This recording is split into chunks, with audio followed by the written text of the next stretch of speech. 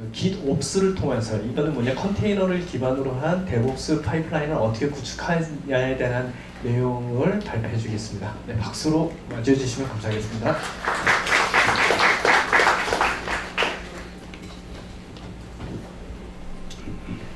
네, 안녕하세요. 저는 방금 소개받은 선창규라고 하고요. 이제 SRE 랩에서 일을 하고 있습니다. 웬 대관람차인가 하시겠는데 제가 다녔던 곳이고요. 처음엔 런던 아이죠. 런던에 있는 대관람차고 두 번째는 홍콩에 있는 대관람차입니다. 그리고 마지막은 오사카에 있는 대관람차인데요. 이게 왜 뜬금없이 대관람차냐고 하는데 제가 이제 여행을 다니면서 저는 대관람차를 보면 DevOps 파이프라인을 생각이 나고 뭐 이렇게 해서 좀 그림을 올려봤습니다. 일단 제가 하고 있는 일은 방금도 소개해 주셨지만 제가 이제 클라우드 네이티브 어플리케이션을 개발하고 운영하는 플랫폼을 개발하고 있습니다. 그리고 옵스나우 사우스 서비스를 쿠버네티스 인프라 환경에서 관리하고 운영하는 업무를 하고 있습니다. 일단 발표는 GitOps가 뭔가를 간단하게 설명을 드리고요. 다음은 이제 파이프라인 그리고 GitOps를 구현한 어떤 프로젝트들이 있는데 그 프로젝트를 간단하게 설명드리고요. 마지막으로 GitOps를 도입하면서 이제 고민거리들이 있는데 그런 고민거리들을 어떻게 해결할 수 있는지에 대해서 공유 드리도록 하겠습니다. GitOps인데요. Git은 Git과 Ops가 합쳐진 말이죠. 그래서 Git은 개발자라고 하면 대부분 다 알고 계실 텐데요. 그 Git을 통해서 선언적으로 시스템을 배포하고 운영하는 방법이라고 좀 볼 수가 있고요.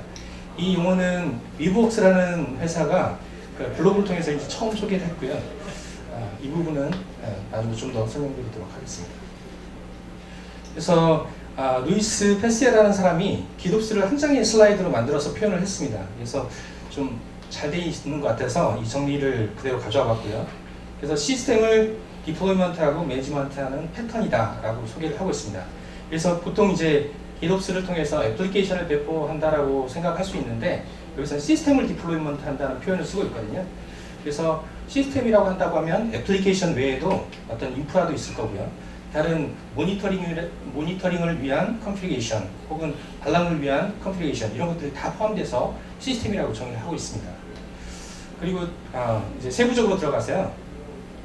시스템에 믿을 수 있는 어떤 싱글 소스를 Git으로 하자라는 부분인데요. 개발자들은 좀 잘 알고 있을 것 같습니다. 애플리케이션을 개발할 때 Git을 통해서 개발을 하게 되면 전체의 소스 코드가 Git을 통해서 서로 공유되고 서로 협업할 수 있는 부분이 되는데요. 실제로 운영 환경은 좀 그렇지 않습니다. 그러니까 운영을 위한 다양한 툴들이 존재하죠. 그래서 직접 그 툴들에 가서 콘솔을 통해서 뭔가 제어를 할 수도 있고요. 아니면 운영을 위한 코드들이 있을 텐데 그 운영을 위한 코드들이 분산돼서 이제 관리되는 케이스들이 있습니다. 물론 이제 Git을 통해서 관리할 수도 있는데 어떤 것들은 툴에서 정의하기도 하고요. 근데 여기서 말하는 그 싱글 소스라는 것은 그렇게 운영할 수 있는 모든 코드를 Git을 통해서 관리할 수 있다라고 주장을 하는 거거든요. 다음으로는 이제 그 모든 인바이러먼트를 운영하는데 운영이라고 하면은 create하고 change하고 destroy 하는데 싱글 플레이스로 Git을 사용하자라고 하는 부분입니다. 그래서 모든 제어마저도 Git을 통해서 하자라는 거고요. 이건 풀리퀘스트를 통해서 이런 것들을 제어하자라는 후반부의 내용을 소개를 하겠습니다. 그리고 세 번째는 Git을 통해서 이제 소스 운영 코드를 관리를 하는데 추가적으로 운영이라고 한다고 하면 관측이 가능해야겠죠. 뭔가 변경이 됐다고 하면 그걸 관측하고 최종적으로 그걸 검증할 수 있어야 되고 이런 내용들을 포함하고 있다고 볼 수가 있습니다. 여기까지가 GitOps에 대한 설명이었고요. 그렇다고 하면 왜 Git인가를 좀 설명을 좀 더 드리겠습니다. 일단 개발자는 Git을 통해서 작업을 합니다. 소스 코드를 취합하고 변경 관리를 하기 위한 협업 도구로 사용을 하고 있는데요. 운영 환경은 좀 생각을 해보면 운영을 하는 여러 참여자들이 있습니다. 이 개발자 DevOps 팀이라고 한다고 하면 DevOps 팀이 될 수도 있고요. 그리고 보안 담당자가 될 수도 있습니다. 그리고 운영 담당자가 될 수도 있고 그리고 품질 관리자가 될 수도 있습니다. 이런 다양한 사람들이 모여서 뭔가 운영 환경을 구축하고 운영을 하는데 실제로 적당한 협업 도구가 없었습니다. 예를 들어서 뭐 이슈 매니지먼트 시스템을 사용해서 서로 간에 이슈를 공유하고 한다고 하더라도 실제로 같은 언어로 말을 할 수는 없었거든요. 근데 Git 코드는 그 운영 코드를 그 코드를 서로 공유하고 그걸 보면서 서로 같은 언어로 말을 할 수가 있게 됩니다. 더 좋은 점은 그 개발자는 이제 피어 리뷰하고 멀티 어프로벌 이런 기능들을 사용하게 되는데요. 예를 들어서 이제 주니어가 와서 어떤 애플리케이션 개발에 참여를 했는데 그 코드를 시니어 레벨의 개발자들이 봐주고 그걸 통해서 조기에 운영 시스템에 적용되기 전에 그 장애들을 발견하고 빠르게 수정될 수 있는 어떤 장점들을 가지게 됩니다. 그리고 그 개발에 참여하고 있는 모든 사람들이 승인 과정을 할 수 있고요. 그게 머지 과정에서 그 사람들의 동의를 얻어서 어떤 작업들이 일어날 수 있다는 것도 운영 쪽에 적용한다고 하면 큰 장점이 될 수 있을 것 같습니다. 네, 변경을 했을 경우에 예를 들어서 어떤 보안상의 그 문제점이 있는 어떤 그런 코드를 특정 개인이 개발자가 개발을 하고 그걸 배포를 했다라고 생각을 해본다고 하면 예, 생각하기도 싫죠. 그 사람의 어떤 모든 책임이 전가되는 어떤 그런 관점이 생길 겁니다. 그런데 운영에 참여하는 모든 참여자들이 그 코드를 보고 서로 피어 리뷰를 하고 그 어프로벌 과정을 거쳤기 때문에 서로 동의를 했고 서로 책임지는 상황이 될 수 있습니다. 이것들은 팀워크 문제라고 볼 수 있는데요. 그 데브옵스 팀 할 때 데브팀과 옵스팀이 싸우는 이유하고도 같다고 볼 수가 있습니다. 그래서 공동의 책임을 갖기 때문에 서로 빠르게 그 이슈를 파악하고 해결하는 데 좀 집중할 수 있게 도움을 줄 수 있다고 볼 수가 있습니다. 그리고 강력한 버전 관리죠. 원래 Git이라는 게 이제 그 버전 컨트롤 시스템이죠. 그래서 강력한 버전 관리를 제공해 주고요. 그 버전 관리를 통해서 쉽게 롤백을 할 수 있게 지원을 할 수 있습니다. 또 이런 그 기술을 사용하게 되면 소스 코드 변경에 대해서 이력을 다 남기게 되죠. 그래서 이 로그들은 수정 불가능하게 되는데 추가적인 어떤 논쟁을 제거하는 그런 역할도 할 수 있습니다. 그리고 디프트를 통해서 손쉽게 변경 추적을 할 수도 있습니다. 그래서 이런 기술을 운영자들도 같이 사용을 하자라는 기능으로 볼 수가 있고요. 그러면 운영 코드라고 표현했는데요. 제가 이제 그 운영 코드, 그 시스템을 정의하는 코드는 어떤 것들이 있을까? 서두에도 말씀드렸지만 그 시스템은 인프라스트럭처, 애플리케이션, 그리고 컴플리케이션 이런 전부를 다 포함한다고 볼 수가 있습니다. 인프라스트럭처를 구현하는 대표적인 어떤 언어들을 살펴보면 테라폼, 그리고 AWS 클라우드 포메이션, 앤서블 여러 가지가 있을 수 있고요. 애플리케이션은 이제 클라우드 네이티브한 애플리케이션을 배포한다고 하면 어떤 쿠버네티스가 표준이 될 것 같습니다. 그리고 서비스 메쉬, 이스티오 이런 것들도 어떤 표준적인 방법이 될 수 있을 것 같습니다. 그리고 컨피그레이션 부분도 포함을 했는데요. 말씀드렸듯이 어떤 대시보드 코드라든지 아니면 알럿 그리고 폴리시 룰 이런 것들을 다 포함해서 그 코드로 시스템 코드로 보자라는 것이고요. 이런 코드들은 두 가지 특성을 가집니다. 그 디클래러티브하고 아이덴포턴트한 특성들을 가지게 되는데요. 거기에 대해서 설명을 드리도록 하겠습니다. 일단 디클래러티브 프로그래밍 랭귀지는 임페러티브 프로그래밍 랭귀지하고 좀 구분돼서 좀 얘기를 하게 되는데요. 임페러티브 프로그래밍 랭귀지에서 보통 이제 하나 예를 들어서 이제 설명을 드리도록 하겠습니다. 임페러티브에서 레디스 서버를 10대를 띄우고 동작 여부를 알려줘. 어떻게 보면 동작을 기술하고 있는 거거든요. 그리고 디클래러티브에서는 레디스 서버가 10대 있어 라고 정의를 합니다. 이거는 목적과 결과를 기술한다고 볼 수가 있습니다. 좀 더 좀 쉬운 예제를 좀 들면 베스트인 글로벌의 그 위치를 설명을 할 때 강남역 5번 출구로 나와서 양재역 방향으로 다이렉트로 쭉 오다 보면 왼쪽에 그 신한은행을 발견할 수 있고 신한은행 16층에 베스트인 글로벌이 있어 라고 해서 어떻게 행동해야 되는 각각을 기술을 해야 된다고 하면 이게 임퍼러티브고요. 디클래러티브에서는 베스트인 글로벌은 서초 대륙 빌딩 16층에 있어 라고 표현하는 거하고 구분된다고 볼 수가 있습니다. 그러면 사용자가 굳이 지하철 이용하지 않아도 되겠죠. 개인이 방법을 선택하고 오케스트레이션 돼서 개인이 선택한 방법대로 이 결과를 만족시키는 결과를 얻을 수가 있습니다. 디클레러티브 프로그램 랭귀지의 그 어떤 예제들을 좀 보여주고 있는데요. 좀 전에 말씀드렸던 선언적으로 정의할 수 있는 코드들의 유형을 어떤 식으로 정의하고 있는지 잠깐 말씀드리도록 하겠습니다. 그러니까 첫 번째가 이제 테라폼 케이스인데요. 테라폼은 지금 인스턴스를 생성하는 케이스인데 글씨가 좀 작아서 잘 안 보일 텐데 안 보일 것 같긴 한데요. 인스턴스 타입을 정의하고요. 어떤 이미지를 쓸지를 결정하고 그 다음에 어떤 키 값을 사용할지 그리고 서브넷 아이디는 어떤 것일지 이런 것들을 정의하고 있는 걸 볼 수가 있고요. 쿠버네티스는 이제 파드 예제를 줬는데 그 쿠버네티스의 파드의 이미지는 무엇을 쓸지 그리고 거기에 동작을 어떻게 해야 되는지 이런 것들을 선언적으로 기술을 하고 있습니다. 이스티오도 마찬가지고요. 그래서 이렇게 선언적인 방법으로 기술을 할 수가 있고요. 다음은 역등성입니다. 이 역등성은 그 앤서블이 나오면서 이렇게 자주 이렇게 거론됐던 내용인 것 같은데요. 실제로 앤서블에서 어떤 그 프로그램 코드를 실행을 하게 되면은 최종 결과가 만족스럽지 못한 결과를 만들어낼 수도 있습니다. 왜냐하면 인프라 자원이 부족하거나 다양한 어떤 에러 코드에 의해서 실제 그 리소스를 다 생성하지 못하고 중간에 실패하는 케이스도 있는데요. 같은 스크립트를 다시 동작을 시키면 이미 만들어진 리소스는 그대로 놔두고 추가로 생성해야 되는 어떤 리소스들을 만들어주게 됩니다. 결국 그 연산을 여러 번 적용하더라도 같은 결과가 나온다라는 게 이제 아이덴포턴트고 이게 역등성이라고 우리말로 얘기하고 있는 부분이고요. 좀 약간 임페러티브에서 동작 방식을 좀 생각해보면 레디스 서버 10대를 띄우고 동작 여부를 알려줘라는 코드를 계속 반복해서 실행을 했다라고 하면은 이 결과가 어떻게 됐는지는 예측하기 어렵습니다. 그래서 각각의 명령이 다 성공했다면 그 성공한 그 시도한 횟수 곱하기 10을 해야 되겠죠. 그런데 디클레러티브는 항상 결과가 같아야 되기 때문에 이 레디스 서버가 10대 있어라는 코드를 재실행을 하게 되면 몇 번을 실행하든지 똑같은 결과 10대를 만들어내게 되어 있습니다. 지금까지 기술을 이제 정의하는 어떤 소스 코드에서 말씀드렸고 그 소스 코드의 어떤 특징들을 말씀드렸고요. 디옵스 도구의 특징을 좀 말씀드리겠습니다.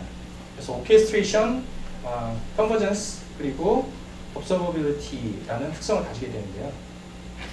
오케스트레이션은 좀 전에 이제 쿠버네티스 얘기할 때 오케스트레이션 얘기가 나왔습니다. 근데 그거하고 약간 다른 관점으로 좀 볼 수도 있는데 일단 디자이어 스테이트라는 것을 기술 통해서 정의를 하게 되죠. 그래서 그 소스 코드와 실제로 그 라이브 스테이트 실제 운영되고 있는 코드상의 생성된 리소스와 형상이 같은지를 비교하게 되고요. 디옵스 도구가 주기적으로 이걸 체크하고 어떤 그 일치하지 않는 상황이 발생한다고 하면 이걸 일치할 수 있는 방향대로 해주고 있습니다. 여기서 디옵스에서 말하는 오케스트레이션이고요. 그 컨버전스는 시스템 형상 변경을 기대하는 시스템 형상이 있고요. 이게 이제 시스템 형상은 최초 기술한 대로 그대로 유지되면 좋은데 어느 순간 이게 그대로 남아있지 않고 변경을 하게 되어 있습니다. 이거를 다이버전스 확산이라는 표현을 쓰고 있고요. 컨피그레이션 드리프트라는 용어를 쓰고 있습니다. 그래서 이 컨피그레이션 드리프트 상황을 좀 설명을 드리면 일단 의도적으로 운영 코드를 변경하는 케이스가 있을 수 있고요. 그리고 외부 툴에 의해서 리소스가 조정되는 케이스가 있습니다. 예를 들어서 이제 가버넌스를 책임지는 어떤 서비스들을 사용할 수가 있는데요. 이 가버넌스라고 하는 것은 기업 내에서 이 인프라를 어떤 그 룰을 가지고 관리를 하겠다라는 정책을 세우는 겁니다. 리소스는 어느 정도 양을 쓸 거고 그리고 보안 규정은 어떤 보안 규정을 쓸 거고 이런 룰을 정의하게 되고 이런 툴들은 자동적으로 치유해주는 어떤 기능들도 포함하고 있습니다. 그래서 리소스를 강제로 삭제하거나 아니면 시큐리티 그룹의 설정을 변경해주거나 뭐 이런 작업을 할 수가 있습니다. 이렇게 되면 최초의 소스 코드로 정의되어 있는 형상과 달라질 수 있는 상황이 발생하겠죠. 그리고 자원이 부족하거나 인계값에 도달했을 때 리소스 할당이 실패했을 때 이런 다이버전스 상황이 발생할 수가 있습니다. 그렇다고 하면 이걸 수렴하게 만드는 게 결국 디옵스 툴이 하는 역할이고요. 주기적으로 그 디프 모니터링을 하게 됩니다. 디옵스 툴은 디프 모니터링을 통해서 이게 확산이 됐다라고 하게 되면 경고를 전송하게 되고 수렴 프로세스를 시작을 하게 됐습니다. 그리고 수렴이 되면 배포 성공 메시지를 전송하게 됩니다. 마지막으로 옵저버빌리티인데요. 결국 이제 이런 상황들이 다 관측돼야 된다는 거고요. 디자이어 스테이트하고 라이브 스테이트를 항상 비교하는 어떤 툴들이 존재한다라고 보시면 됩니다. 이런 언어하고 좀 상관이 있는데 쿠버네티스로 정의된 어떤 자원들이라고 한다고 하면 그걸 비교할 수 있는 쿠베디프, 앤서블 코드라고 한다고 하면 앤서블 디프, 테라폼 스크립트라고 하면 테라폼 디프 이런 툴들이 있어야 됩니다. 기본적으로 선언적으로 관리되는 도구들은 이 디프 툴들을 기본적으로 제공하고 있습니다. 예를 들어서 테라폼 같은 경우에는 플랜을 떠보게 되면 어떤 게 실제 운영 상황하고 실제 코드하고 다른지를 확인할 수 있는 방법을 제공하고 있고요. 쿠버네티스 같은 경우에는 드라이런이나 이런 기능들을 제공하고 있습니다. 추가적으로 위브웍스의 플럭스라는 제품은 이미지 디프까지 확인을 해줍니다. 도커 레지스트리를 검사를 하고 도커 레지스트리에 새로운 버전이 나오게 되면 그 버전을 라이브 스테이트에 직접 자동적으로 반영해주는 것까지를 고려를 하고 있습니다. 죄송합니다.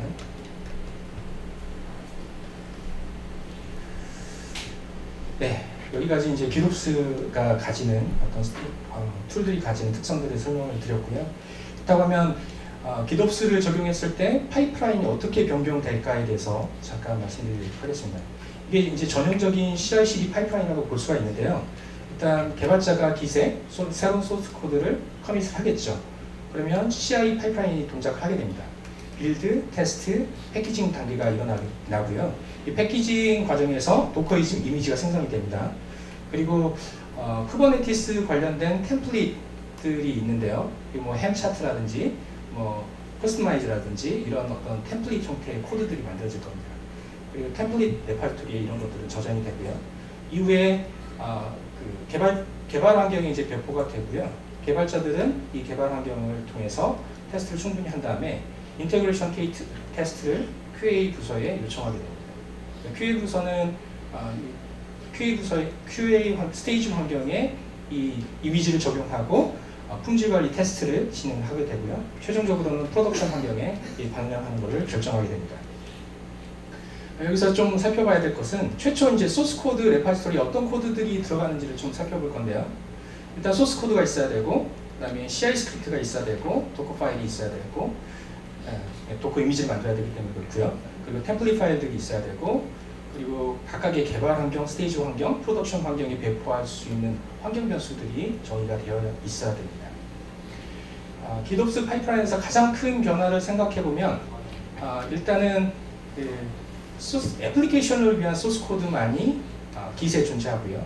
그리고 배포 환경을 구성하는 코드들은 별도의 레파지토리 관리된다는 게 다른 점이라고 볼 수가 있습니다. 일단 그 첫 번째 소스 코드에서는 소스 코드와 그리고 젠킨스 파일, 도커 파일들이 존재하고 있고요. 나머지 시스템을 배포를 하기 위한 시스템 코드들은 뒤에 있는 레파지토리에 정의되고 있다는 것을 볼 수가 있습니다. 각각을 좀 더 자세하게 살펴보겠습니다. 일단 그 CI 파이프라인인데요. CI 파이프라인에서 소스 코드가 머지가 되고 빌드가 되는 과정을 볼 수가 있는데요. 이거는 기존의 CI 파이프라인하고 동일합니다. 그래서 도커 이미지를 만드는 역할까지만 수행을 하게 되고요. 그리고 기존에 사용하던 CI 도구를 그대로 사용할 수가 있습니다. 그래서 업체들에서 이제 새롭게 이제 기롭스를 도입할 때 처음부터 다시 만들어야 되는 거 아니냐라는 좀 착각을 할 수가 있는데 CI 도구는 그대로 사용할 수 있기 때문에 큰 장점이 될 수 있다고 생각합니다. 그리고 배포 코드를 위한 별도의 레파지토리를 분리를 해야 됩니다. 좀 CD 부분은 좀 단계적으로 살펴보도록 하겠습니다. 이게 이제 기롭스 툴 중에 하나인데 이건 있어도 되고 없어도 되는 영역이긴 합니다. 뭐냐면 도커 이미지가 새로운 도커 이미지가 만들어졌고요. 이 새로운 도커 이미지를 시스템 코드를 정의하는 Git 레파지토리에 버전을 반영을 해줘야 됩니다. 이때 이제 풀 리퀘스트를 생성하게 되고요. 이 과정은 툴을 이용할 수도 있지만 개발자가 수작업으로 진행을 할 수도 있습니다. 위브웍스는 플럭스 오토메이터라는 툴을 통해서 이걸 자동으로 동작할 수 있도록 서포트를 하고 있습니다. 이것들은 람다 함수를 구현한다든지 아니면 CI 도구 스크립트를 통해서 자동화하는 개발을 가능하게 할 수도 있습니다. 두 번째 단계는 이제 풀 리퀘스트를 받았고요.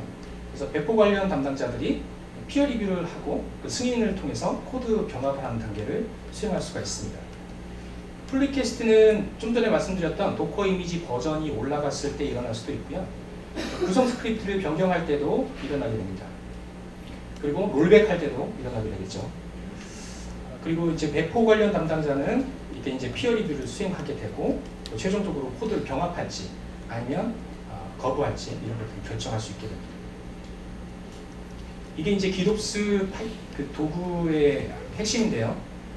기덥스 도구가 주기적으로 디자이드 스테이트하고 라이브 스테이트를 비교하고 두 영상이 일치하지 않은 경우에 수렴 프로세스를 실행하게 됩니다. 그 기덥스의 가장 큰 기능이 두 가지라고 볼 수가 있는데요. 일단 디프 툴이 있습니다. 디프 도구는 아웃 오브 싱크 상태를 확인합니다. 좀 전에 앞서서 말씀드렸던 각각의 그 디프 툴들이 동작을 한다고 볼 수가 있고요. 경고를 발생하게 되고요. 다음으로 일어나는 일은 싱크입니다.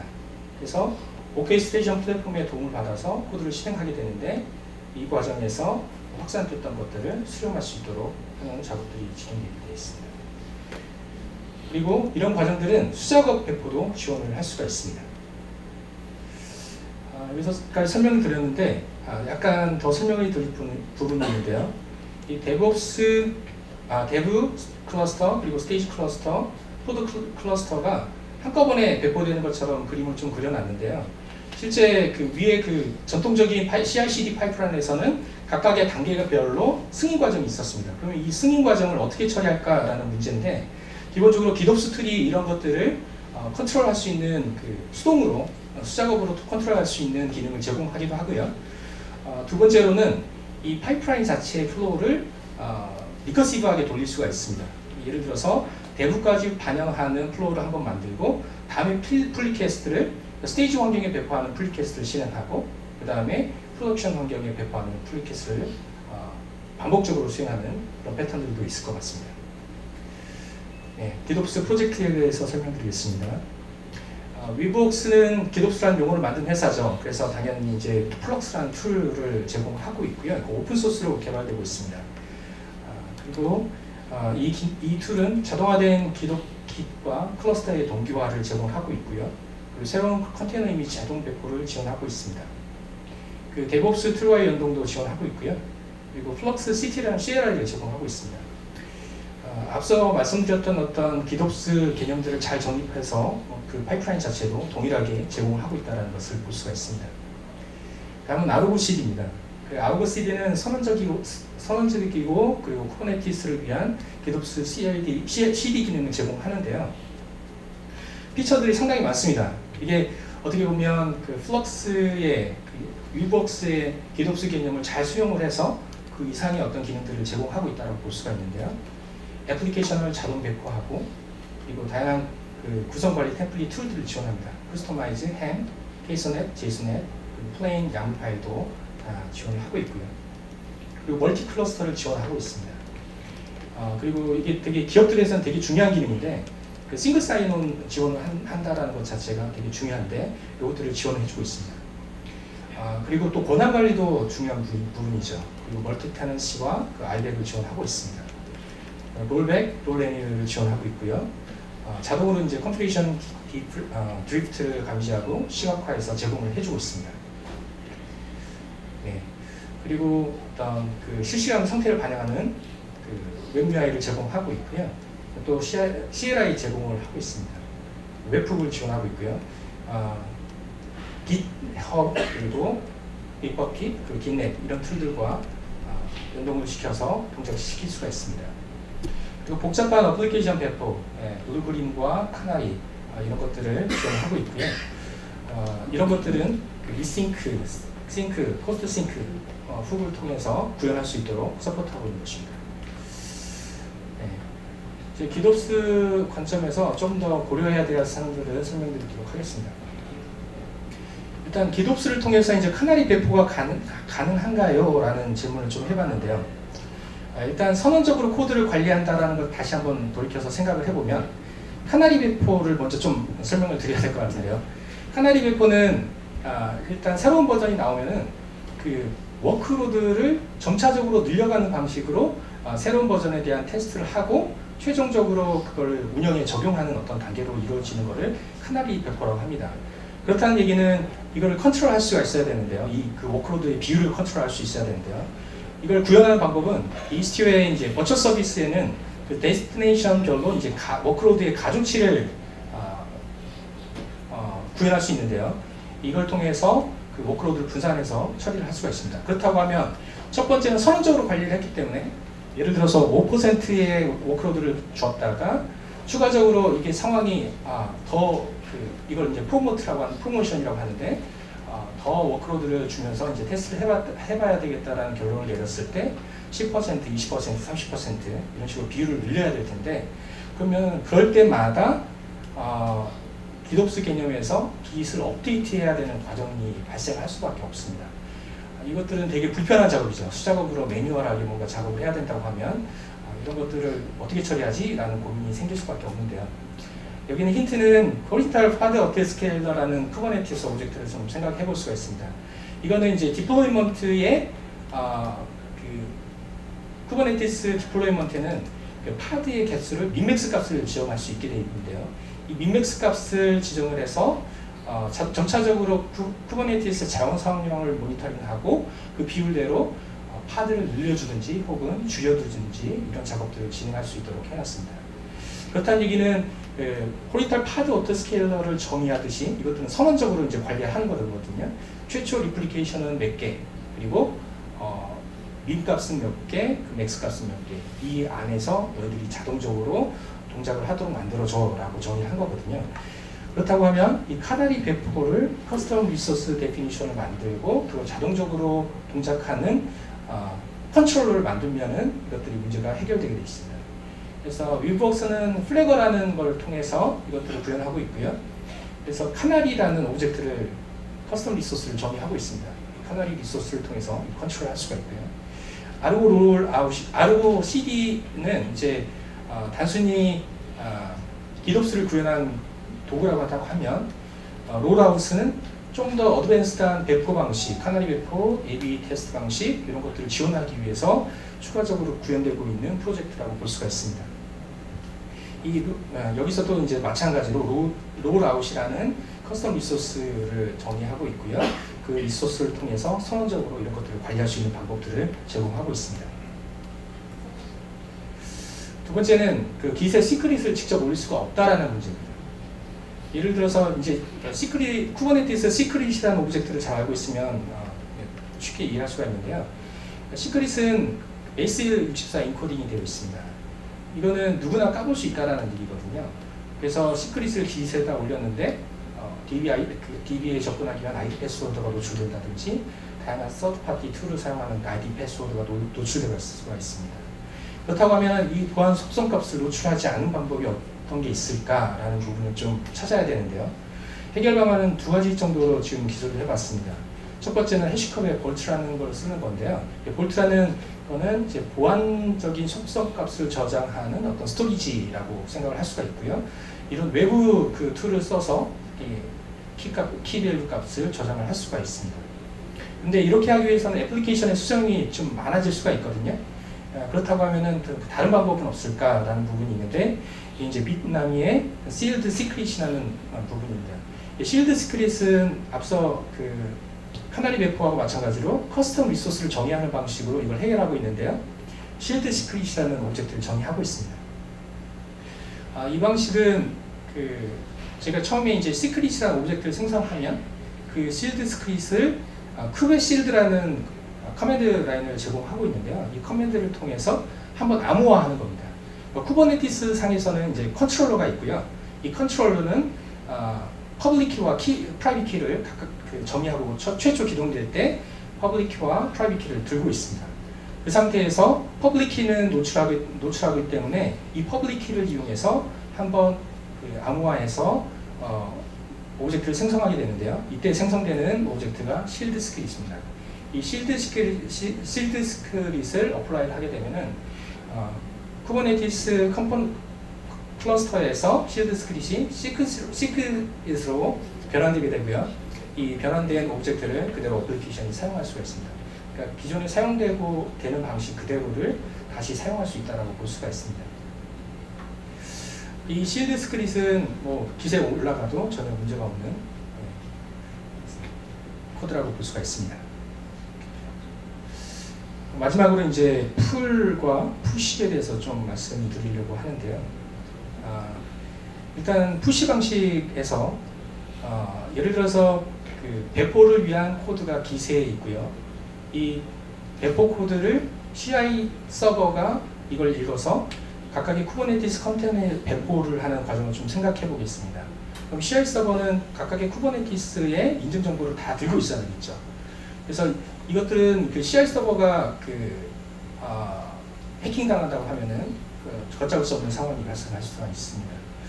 그래서 이런 것들을 어떻게 해결할까라는 걸 생각을 해보면 풀 방식으로 바꿔야 된다는 거고요.